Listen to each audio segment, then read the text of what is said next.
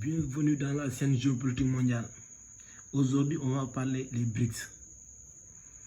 C'était jusqu'alors le club des 5. Il faudra désormais ajouter d'autres. Les BRICS s'élargissent. Ainsi, on parle de BRICS+.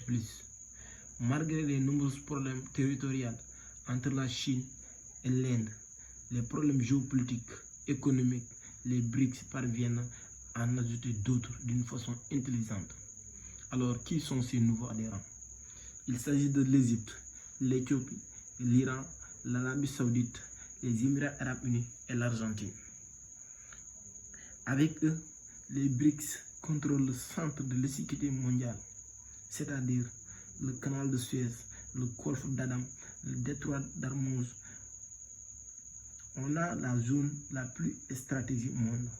Vous voyez que si vous contrôlez cette partie, tu peux contrôler tous les voies, toutes les passations des grands bateaux. C'est-à-dire vous contrôlez l'économie mondiale. C'est pourquoi les BRICS veulent tout au court prendre cette partie très importante.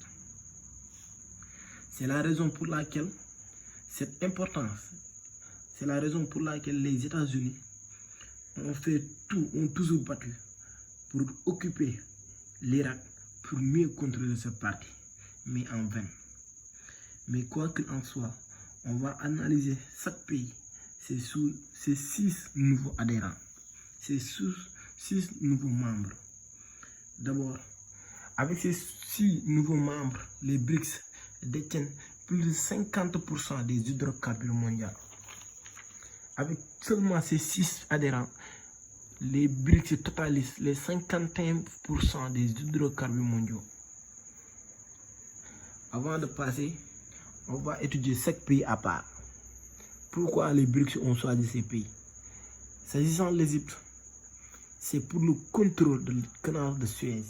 Ce canal est considéré comme la voie navigable la plus courte reliant l'Est ou l'Ouest. C'est-à-dire, il relie l'Asie à l'Amérique. En plus, pour les routes de la soie, les nouvelles routes de la soie de la Chine, contrôler cet axe lui permettait de faciliter la réalisation de ces nouvelles routes. Donc, on voit nettement que les BRICS ont une perception différente des autres sur l'Égypte. Et l'Égypte constitue un point stratégique pour eux. S'agissant pour l'Iran, l'Arabie Saoudite et les Émirats Arabes Unis, on voit que ces pays détiennent beaucoup de l'or et des hydrocarbures.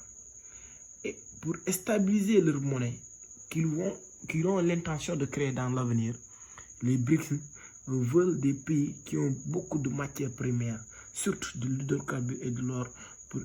Une fois si des sanctions sont en cours, ils peuvent se préparer. En tout cas, c'est ce que les BRICS voient dans ces 3 pays, Iran, Arabie Saoudite, les Émirats Arabes Unis. S'agissant de l'Éthiopie, parce que historiquement, elle n'a jamais été colonisée. L'Éthiopie, c'est parmi les pays africains qui n'ont jamais connu la colonisation. J'espère que c'est seulement 2 pays, mais lui, elle fait partie. Elle a battu les Anglais, mais aussi l'Angleterre. Mais voyons la position stratégique de l'Éthiopie aussi. L'Éthiopie est sur le côté est de l'Afrique. Là-bas où il y a beaucoup de bases militaires des Français, Britanniques, Allemands, les Américains, Chinois. Contrôler ce point est tellement essentiel pour les BRICS. On voit nettement que les BRICS voient une autre manière. Ils veulent occuper cette partie. C'est pourquoi ils ont choisi l'Éthiopie. Ce n'est pas par hasard qu'on a choisi l'Éthiopie. S'agissant de l'Argentine, elle aussi est un pays très essentiel pour eux. L'Argentine est un pays stable économiquement, agricole. On pratique beaucoup de l'agricole là-bas. L'Argentine est autosuffisante en autosuffisance alimentaire. Excusez-moi. Donc, prendre ce pays lui permet d'avoir une vaste champ d'autosuffisance. En cas de sanction, il peut stabiliser aussi ses souteneurs. Donc, on voit nettement que les BRICS, ils n'ont pas choisi ces pays par hasard, mais ils l'ont choisi par stratège. Les questions qui méritent de se poser. Après ces 6, quels sont les autres pays qui vont entrer? Ce sont l'Algérie, la Turquie ou bien la Syrie, entre autres. On laisse le temps nous juger. Mais aussi la deuxième question qui mérite de se poser. Est-ce que les BRICS ne vont-ils pas jusqu'à aller contredire l'FMI, l'ONU, la Banque mondiale, tous les Occidentaux? Parce qu'on voit nettement qu'ils sont dans cette même lancée. Et